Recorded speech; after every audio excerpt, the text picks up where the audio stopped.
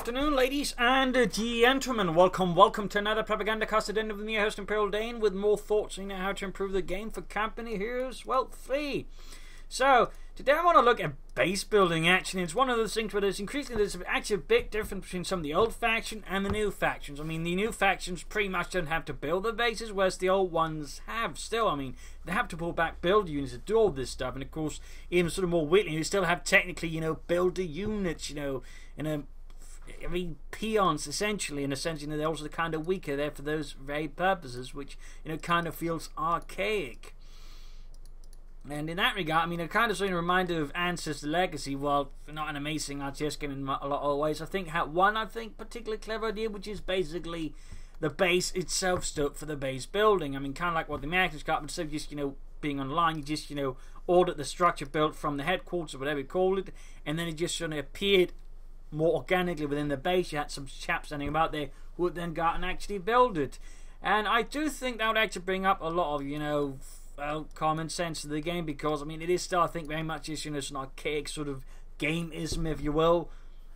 Arcane rule, if you will, that just, is there for no other purpose than, but that's how we always do it in RTS games. I mean, but again, you're moving away from it with, the Americans, the Orbital Commander Best, the Brits, they don't build stuff anymore. They just call it in or have it automatically built. So, I mean, why not just completely move away from it and accept that, hey, hang on, this is just silly, and just move towards, a more organic system where just, again, like, it's either just, a bit like the Americans, the Brits, just automatically pop them up, or you just, do it like Ancestor Legacy, you just order the building built, and someone just pops out of the headquarters and does it for you. I mean, either of those two, but just, I think, simplifying things a lot more. Of what we've got the situation, for example, with the Wehrmacht, it's just one of the reasons it's so behind is it just has this incredibly archaic tech and structure system compared to any of the other factions.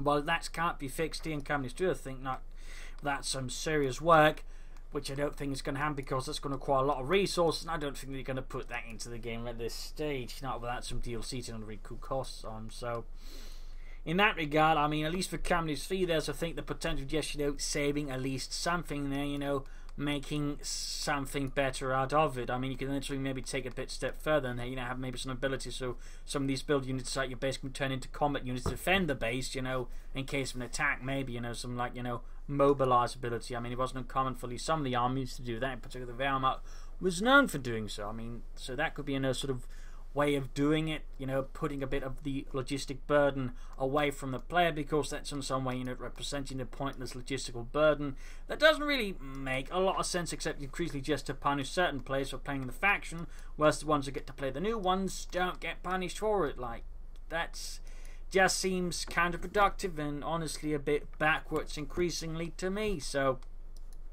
I do think this is just an easy way of just overhauling the game and smoothing out the experience, and just putting in some slightly better game design, and that is by just removing the need to have pioneers be peons instead of just, well, the actual elite combat troops, and actually have them build field fortifications, lay down mines, all that, and not just run about setting up base buildings, because honestly it's kind of weird they have to do that. It's really weird, because I mean, that's not exactly how I go about in a war zone. Like, hey Jorgen, yeah, I know you're an elite combat pioneer, but I need you to set up the toilets over there, concrete toilets.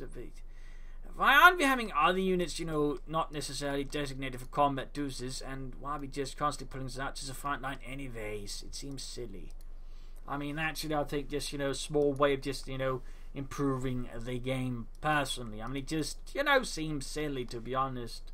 And again, it just feels like one of those, again, just arcadey rules that sort of just stick about there from old RTS games, because that's how Warcraft 1 did it, and we can just see how amazing that is played now. Oh, wait.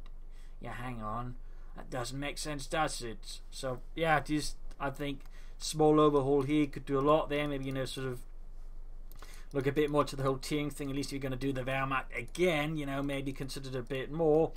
And maybe also just consider how some of these structures work all together. Maybe sneak in some upgrades, try and, be a bit smart, I suppose, about the teching this time around a rule as well. Try to avoid some of the pitfalls I think we ran into, in particular with the Wehrmacht, which again, due to its rather severe tech structure compared to any other factions, really sort of fell behind, increasingly just got punished for it. Whereas again, they pretty much just suddenly set a cap for every other faction, like largely tier 3, and then several stack tier 4 without any reward. So to avoid that, maybe by accident, we just also simplify the system that way, which of course might have some disadvantages, but I also think benefits, to avoid these kind of situations on the longer run as well, because they're not particularly fun when you just have to constantly point out that plain nonsense as well. So I think that could also do with a bit of refreshing and an overhaul personally. But also remove the necessity of just having the ability to call in pioneers or whatever, because your headquarters got blown up. I mean, if there's just repair troops on standby at all times, they can fix that. So yeah, that's just sort of my thoughts there, if you will. So just more of a quick hang on, that's actually something worth pointing out aside. So agree with it, disagree with it. I just feel like this is just increasingly an archaic system that could easily do with being severely overhauled. So agree, disagree, comment off in the section. This is Overhauling signing off, and see you another time for another video. And of course, if you like to do consider donating or pledging on Patreon. Links in the video description. This is Overhauling, cheers, and see you all another time. Bye.